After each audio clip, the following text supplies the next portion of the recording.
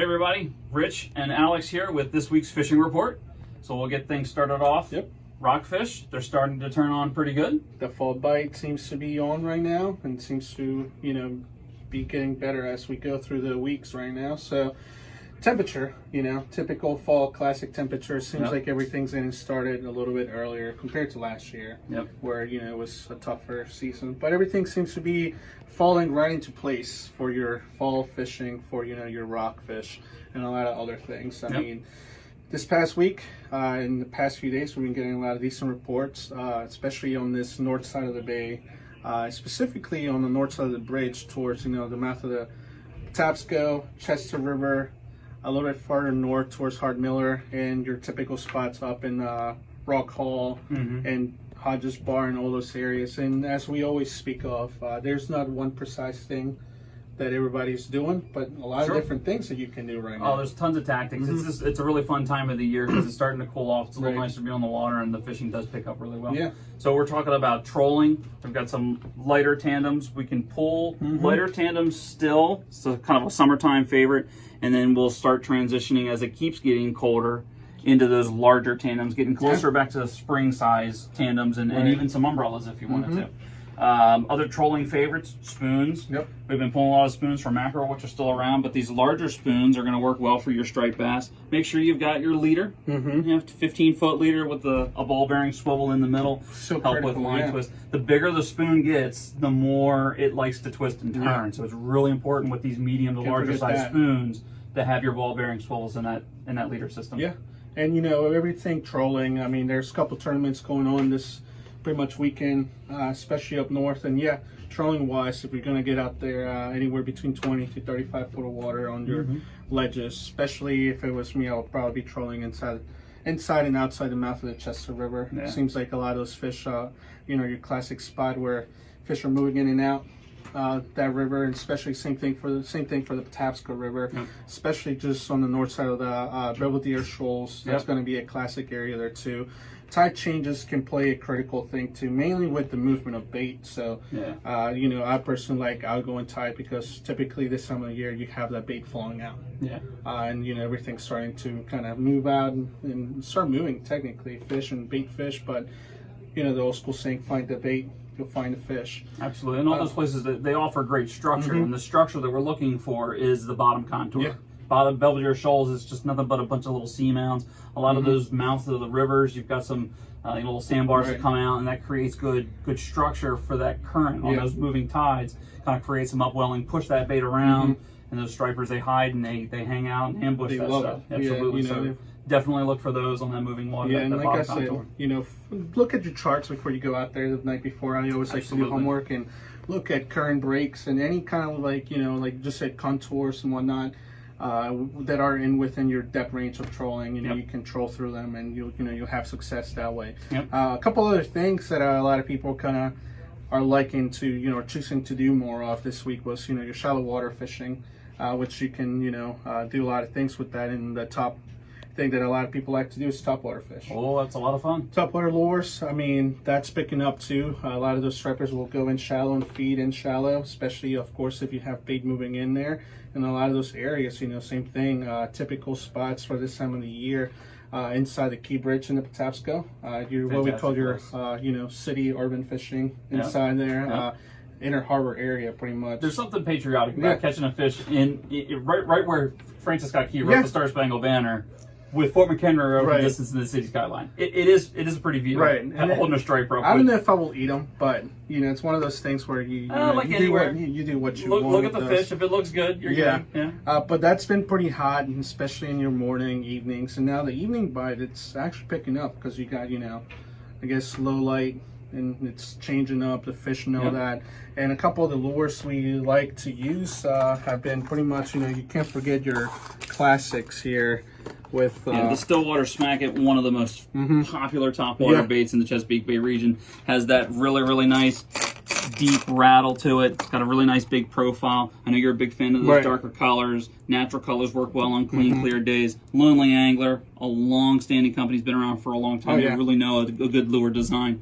You were mentioning earlier to me about glide baits. Glide baits are really fun. Can you talk a little bit about how you work those? Glide baits, I mean, technically you want the lure to do the action, which is based on your reels, you know, like speed and crank, how you're cranking it. I mean, you can really do hard cranks on this thing, and it'll zigzag pretty much, almost like a spook but underwater. Yep. And a lot of these baits, if you do a hard crank and stop it, they'll actually turn around and face the fish. Absolutely, that really triggers a strike. So it's one of those things where something new, and you know, coming out of the bass fishing world that you know you can use out there, and it'll work out pretty good. I've used it. Besides that, your classic, you know, jig head with a paddle tail, skirted or unskirted, just matching the profile that, you know, they're eating. 5 inches is usually what I start throwing this time of the year in the shallows. Kind of matching that mid-size to bigger size baits out there. Mainly, you know, you're focusing on matching pretty much peanut bunker or some good size, you know, LY out there. And I know we have some classics there too that you can use in shallow or anywhere. Switching back to the hard plastics, so the Whopper Plopper are really easy lure to fish. It doesn't really require a lot of action out of you. You just kind of give it a nice slow retrieval. Give it a couple of pauses every now and then. You want to reel, kind of stop a little bit, reel, stop a little bit. Let that blade do all the work for you. And those pauses allow the fish to kind of catch up to it, make it seem like it's injured. Rattle traps, I never go in the water without a rattle trap if I'm fishing for striped bass or any fish, really. We've talked about these before. I'm a big fan of the chrome, white, a fish pattern. These will all work really well. Super, super easy to fish. You cast and you retrieve, and they're going to rattle around. They're going to do a lot of the work for you. I've mentioned it a few times. I like to retrieve them. I'll keep the rod tip down.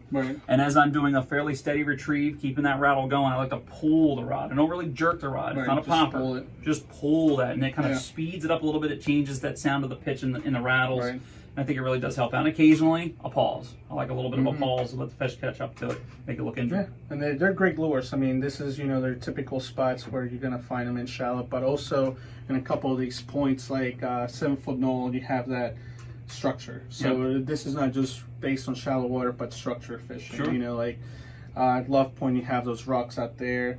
The Bay Bridge, you have the pilings themselves and the big rock piles where you'll have fish come up in that upper water column. Absolutely. So definitely give that a shot, because that fishing is getting started, and hopefully it'll get better here within the next few weeks. And lures like the rattle trap, I'm also a big fan of too with the breaking fish. When we think breaking fish, we immediately think we want to throw topwater. Because they're up top. They push the bait up. We see them on top. It's not a bad idea to have that popper in hand, but also have a rod rigged with something that's going to either dive down, or a metal lure, or something that's going to kind of sink down through the school. You get a better chance of getting into some more fish that way instead of just the guys on top. And sometimes bigger fish, you know, not all the time, but you know, those bigger fish tend to hold sometimes down underneath. And speaking of that, you know, you can use some metals, you know, typical, like we were speaking of bluefish and, you know, mackerel and all that. Those guys, you can just run them through there or jig this underneath the skull, and that works perfectly. So that's a good segue into the bluefish and mackerel. They're still around. Yeah, they're still here. Now, bluefish are still in this area. Mackerel are kind of spreading out, and it is kind of the tail end of that, and they're moving a little more south. So if you're trying to get into a few more of those, most people are kind of traveling down south towards, you know, the Little Chop Tank, those channel edges down there. But it doesn't mean they're not here. There's still a few. There are always going to be a few up here this time of the year, until probably once we get later until the end of the month, depending on the weather patterns. You know, they'll hang out around Still have that tackle on the boat. And it's also a good idea too sometimes if there are a few mackerel around. If you're fishing one spot for striped bass and it's not doing too hot and you want to move somewhere else, instead of just picking up and running, troll for mackerel, because you're doing it at a much faster speed, so you can kind of cover both at the same time. And that, you know, bluefish will pick them here and there, most of the time until like late October in this general area. But yeah, metals, they'll hit top water too if you see them breaking and whatnot. So, you know, those areas at the mouth of the, you know, Eastern Bay, south side of Poplar, and pretty much your South River areas, Thomas Point will be the closest areas where we'll, you know, kind of shoot over and try that. And you're still hearing a little bit about, you know, the mouth of the Severn, but personally, just going south will be a little bit more chances. You increase your chances to hook at least a few of them. Let's move into the rivers. So let's talk about perch, puppy drum. We've been seeing a lot of puppy drum. Puppy drum, I mean, even been a few small speckled trout around, but mostly puppy drum and lots of nice sized perch. So what are we using for these guys? So puppy drum, you're catching them on your typical, you know, perch lures. Most people are, at least. Now, if you want to target them specifically, you can upsize your lures. But we have some great lures here We that do. will work So for both. We got a bunch of these new lures in from Northland, and there's some really, really nice stuff in here. So for the guys that like a elbow spinner style, nice little paddle tail, these mimic minnows work really, really well. It's a good size too. These this is a 16th ounce, and these are an 1/8 ounce. We do have some larger ones as well. So if you want to use these for small striped bass in the rivers, maybe some larger, a little bit larger puppy drum. But these will be a lot of fun, and you'll even get some nice sized perch on some of these too. This is kind of an interesting jig head. You can put whatever soft plastic you want on it. It's got a little propeller blade on it. So as you're retrieving this, or even if you're kind of giving it a slow drift, if you're out on the boat and you're doing a slow drift in some of that shallower water, this blade will get caught in the current and just sit there and spin and flash and kind of whirl a little bit, which is nice. Your feathered jigs, just like Those are awesome. I mean, they catch everything. just like shad darts, got a round head to it though, so it's a little bit different action. You get those feathers on there. The feathers really have nice movement in the water. It's a little different than bucktail. It's a little different than that rubber skirt. So it's a good idea to try to play around with these different materials to get different presentations. We talked a little bit about these the other day. These are really, really cool. For the guys that want to do a little deeper water jigging for your perch, these are all metal. And these use glow sticks. They come with the glow sticks. You can put them in the insert in here, and you crack the glow stick, put it in there, and it actually glows in the middle of the lure. And we just got some in from 13 Fishing as well. Slightly different design, but the same concept. Comes with the glow sticks. You slide them inside of that lure, and so it's great for that early morning, late afternoon, dark, overcast, cloudy days where you have lower light coming through. That added glow light will really help trigger things. I know, in the offshore world, you get down into that deep water where it's dark. That glow light really helps turn that bite on, and it definitely works for these. And guys don't be surprised if you catch a rockfish or two with that too. That's right. And speaking of the rivers inside and creeks, pickerel fishing should be picking up here too with the early morning and late night. Absolutely. Colder temperatures. So keep an eye on this because they're going to start showing back out. Sure. Showing themselves again. That's right. Let's head back out into the bay. What are we doing with Cobia? Now down south, a lot of guys are kind of winding down. They're still around, believe me. They are. Most of the charters, or if you want to troll for them, everybody's trolling your typical long hoses, and with 2s and 3 planers, just closer to the bottom between the ledges. And most of your fishing for Cobia, it's going to be pretty much Solomon's and south. And then your biggest area that you want to cover, if you want to start there, is going to be pretty much the eastern shore channel edge between 72 and south, or any of that ledge, and just start trolling and just kind of going in and out. Now, also, you can side cast them if you see them. And there's also been a couple of schools of big reds, like big bull reds over there. Now, remember, their Cobia are moving around all the time. So you use your side scan electronics, to kind of see if you're running around them, and that helps a lot. But if you're just trolling, of course, you're going to have to, kind of go in and out those ledges, work your way down south. Bigger concentrations are going to be obviously on the Virginia side now. But there's still a few. I mean, we've had reports of them this week where people are catching them, trolling and jigging. And when you're jigging, of course, you're kind of side casting to them, or you're spotting them with your side scan and just kind of casting towards where they are. Same thing with bull reds. Most of the time you find a school of breaking mackerel, bluefish, and a lot of people like to throw these heavier little bunkers on the bottom and just seeing if there's anything down there.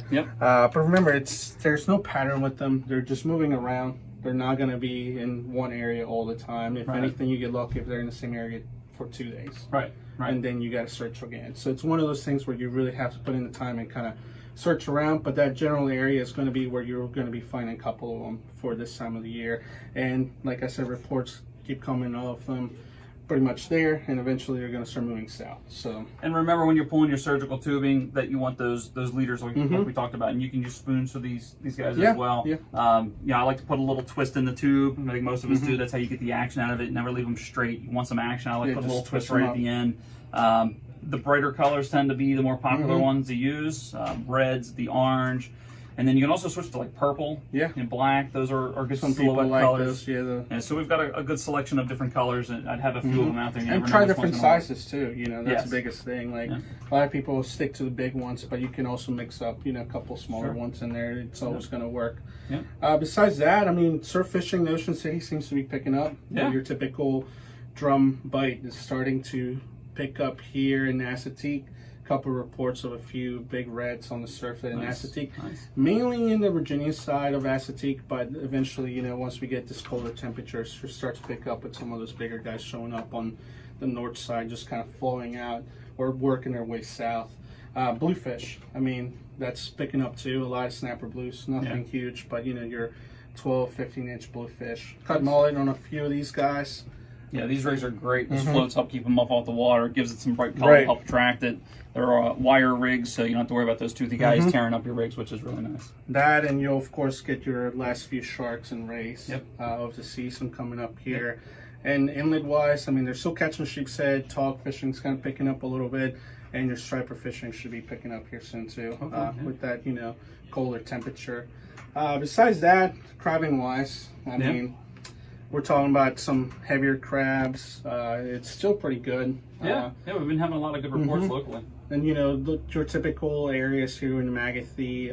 Heard good things about the Severn River again this week, especially, you know, everybody's setting up in shallow outside the creeks, you know, the creek mounts and whatnot. And that's been pretty good. Now, no specific selection on bait. Everybody's just throwing chicken nicks and bracer clamps, and that's been producing pretty good. And I think that's pretty much it for a fishing report. That's all we got this week, guys. So that wraps us up. Well, we appreciate you guys for watching, and we hope that you get out on the water and have some fun, and we'll catch you next time. Good luck out there. Have fun. How's it going?